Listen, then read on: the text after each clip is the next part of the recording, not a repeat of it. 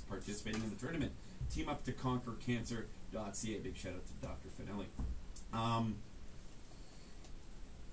St. George Zika Mining, Promescent.com. We're going to talk to Jeff in a little bit. Yep. Jeff from Promescent. That's a spray for your area. You last longer in the bedroom. Jeff is a well-knowledged guy in sport, in politics. Do you want to talk politics with Jeff? No, I'm thinking it'll last longer. Longer than an hour? I don't want to last longer than an hour. I don't need that stuff. You know what's funny? Can you get me some of that stuff? Yeah. You know what's really funny? Jeff just underwent, he's an older dude, like 60-ish, and he underwent back surgery. Major back surgery because his back was all fucked. I'm like, that's because you've been lasting too long. Because he had a big cock. That's he's got a bad back. You tell him that. But it just didn't work, so he had to get something. Picture Boating.com. Two-way humidity control packs, keeping your medical flower fresh.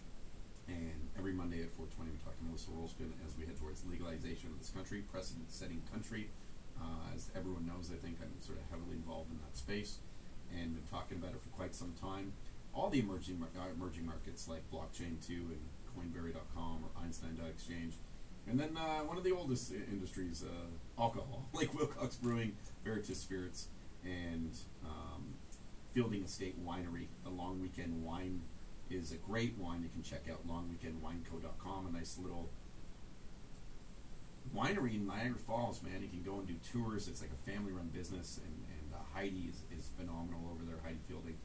We love working with the team, so if you see it in the LCBOs or wine racks and things, go and support Canadian wine. Thank you to them, and of course, Monet 24 Karat Gold Jewelry, Van Beck's, and Containerful.ca, living in a modern, eco-friendly shipping.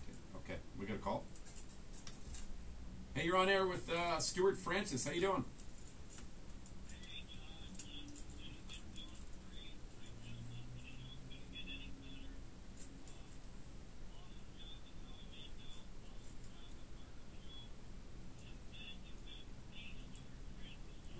Nice one. Well played, my friend. Have you heard of me before?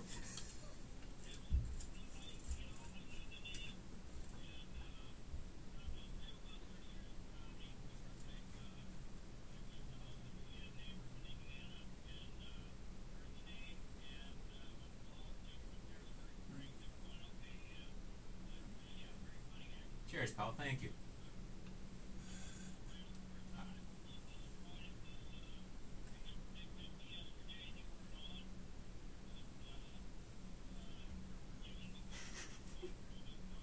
You know what's cool? You know what's cool about that, John, is Bilal was telling me it's your 50th, and he really wanted to sing "Happy Birthday" to you. Bilal, don't you have the instrumental "Happy Birthday" ready for John, one of our favorite listeners? He's incredible to us, big supporter, spreads the Shapiro Show love, and you wanted to. This is what you told me. Yeah, I got a piano rendition because I am still nervous John, about being from sued for Bilal, on behalf of the Todd Shapiro Show, to you, our favorite listener, with Stuart Francis being here. Okay, that tempo's a lot here. Happy birthday, dear John. You're calling the most. And I don't know, this is chapstick stuff. Happy birthday to you. Not sure how old you are. And also I'm changing 50. Oh, he did say 50. I was happy 50th birthday. Hopefully. Oh, yeah, I'm not singing now. I'm doing a spoken word. He doesn't know the words. Worst birthday ever. Yeah, we should. Sorry, I John. should have pre-taped it. I'm never good live.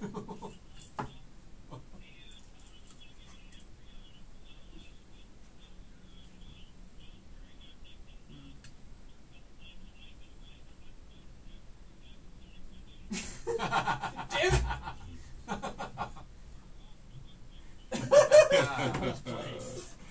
Was it weird turning 50, John?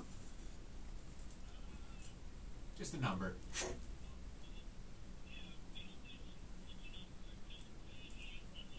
No, you're going to be the other way around, my friend. You're 100. I'm 32. I'll always be 30. Genuinely, it's all in the mind. So yeah. Oh, no, that's a Bilal Yeah, joke. because I'm 30 Oh, and I haven't. I did not know that. Yeah. Not yet? Nope. Oh, okay. Fair. Got a date on Monday though, so It's going to do it on Monday. Whoa, hopefully. Whoa. Well, This is I doubt it. fucking No, music. but let's be honest, it's not going to happen on the first date. Let's be honest. No, but you have a date. I have a date on Monday, yeah. Nice. Yeah, no, Very nice. it's Wow. it's been a while. I hope it's not her birthday. And if it is, No, don't it's sing not. happy birthday. No, definitely not. Especially you don't say John at the beginning. Or say it's her 50th. Yeah, No. definitely. That would be bad. That would be twice as much as we're looking at.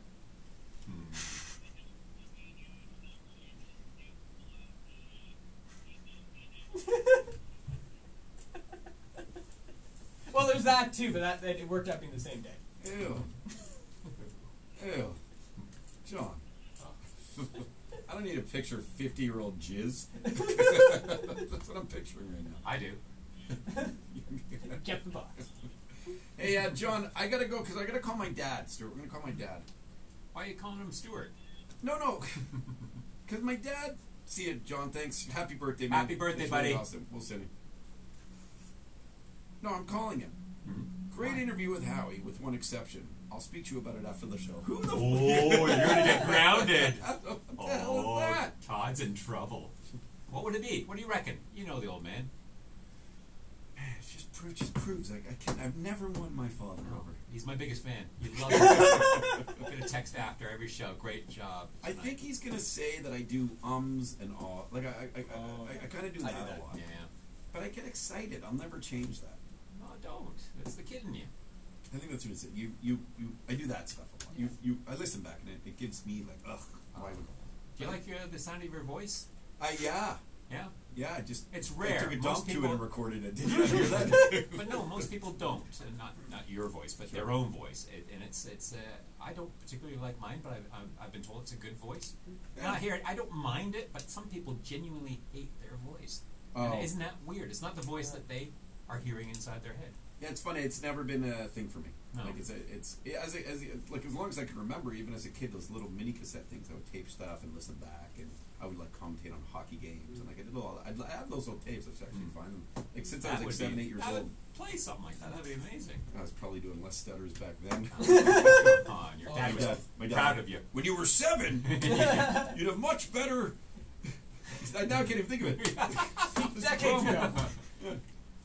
You're not my son anymore. I think he's thought that for a long time. I got disinvited from the cottage for a year. So You got what? disinvited. That's No. a word. Yeah, What I did deserved you- it. I deserved it. Oh, okay. In hindsight, I deserved it. Did you pee in his house? That's another story. No. You pooed in his house. No. I got in a big fight with my brother, but well, I think it's what's the date actually? John's birthday. 13. It's my brother's birthday tomorrow. Don't sing it. Allow me to The leave bar's him pretty low. Allow me to leave him a message. You really want to piss him off. I'm really mad at my dad. Why? I wonder if he's still listening. Well, he's listening, so yeah, he's being supportive. No, that's true. It's dead air right now. Someone say something. We're watching Todd on his phone. That's what's happening right now, listeners. Well, imagine you're Walter Gretzky, and I like got a great Gretzky story. goes out and he's like, That's a how- generous we metaphor. got Stuart Go on. Francis in here and Margaret Cho and Howie Mena. We just won the Stanley Cup of Hockey. Oh. And then Gretzky's dad Walter's like, hey Gretzky. I picture him calling Gretz like Gretzky. Really? Hey Gretzky. No, probably. What do you think, Wayner? Hey, Nice. Wayner. Yeah, Wayner. Hey Wayner. You know, those 6 points you got to win the Stanley Cup today. I want to talk to you. Oh. It might be positive. You never know. No. I've got a good Walter Gretzky story. Yes, I have a great. Will now Gretzky be story. a good time to tell it. Stuart Francis. So I was at Wayne Gretzky's restaurant here in Toronto. Yes. There are other restaurants are available. But I was in there and I was chatting with a friend who had gone to Brantford, and through some kind of friend of a friend moment, he actually was invited into the Gretzky house by Walter Gretzky, who took him on the tour of the Gretzky house and all the trophies and all the old photographs. You can only imagine, like a Canadian moment. So as he's telling me this story in Wayne Gretzky's restaurant, other restaurants are available, who walks in to that part of the restaurant but Walter Gretzky, who then does a little jig. I think he might have been drinking. There might have been that involved. But he does a little jig, then moves on to another part of the restaurant. And a part of me was, I was kind of saddened by that. And just And I said to my chum, boy, when you tell a story, you really get out some of the characters, because he was actually just talking about this guy, and the guy walks into the story. But I told my gorgeous wife this story, and she said, where better than his son's restaurant to have a silly little jig? And she was right. Yeah. So well done him, and bad me for thinking that for a second, to think, oh, you crazy old drunk. But no, he was celebratory, and that's the positiveness in me. I was negative for a fleeting moment, but that quickly turned around because of my gorgeous wife, who said, we're better than there. You're right, honey. Yeah, people could let loose, right? Yeah, exactly. And it was lovely. It was a lovely moment. I see him all the time at the Leaf games, and he people just love that. You know, my buddy Denny, who, the reason why I say his name, he owns Keenan's Irish Pub, who sponsors a lot of our events. His season's tickets are also DSK Electric. It's an electrical company if you need anything. His tickets are right. Well, he's a nice guy. He's my friend. You know, like. So right in the corner there. No, literally, like one right behind Walter. Yeah. Like the seat behind. Yeah. No exaggeration. He takes me to a couple games a year, and you're right. Walter is there taking. You know, he's old now, right? Oh, he's really old. Yeah. So and he has his helper, and yeah. But yet, you the life in him is the fans. It's the everyone wants it, and even shit when I put that stuff on social media, I get more likes for that. Like he is, you know, he's the great one's dad. He's our dad. Canadian royalty. Yes. I'm not a big fan of his son, quite honestly, but I'm a huge fan of his. Not a fan of. You heard me. I'm becoming less and less a fan of his. I've heard some really negative stories. What do you mean? Not about Walter Gretzky. Love and adore Walter Gretzky. Come on. Yeah. No, you I haven't. can tell you stories that make you cry, Todd. Really? Yeah. Well, he's the best at what he does. Of course he would. So he keeps telling us. No, I'm a Bobby Orr. I'm an older generation, so Bobby Orr is the greatest hockey player that's ever walked the planet. Yeah, big time. Let's not fall out over this. There's so many other things to fall out over. Let's not let it be Wayne Gretzky. I don't know enough about Bobby. We can't come back from here. Yeah. Okay. I just know that he was very weak because he couldn't play a lot long. No, I'm just fucking around with you. Well, no, he could have, with today's medical, the sciences, he could have played a lot longer because they would have been he would have been back on the ice in a week. But he had two knackered knees, did Bobby Orr. But I used to watch him as a kid. He was a Leaf fan, and he'd be behind his net, and I'd be screaming, "Get him! Someone stop him!" behind his own net. And that's how, because he'd just go through the team and just skate circles around us. He was phenomenal. Yeah, phenomenal. And changed how defense was played too. Yeah, my goodness. Showing that you can have an offensive side to that. Should I tell my Wayne Gretzky story to Stuart Francis on his farewell tour? How many times you told this story on air? I love this story.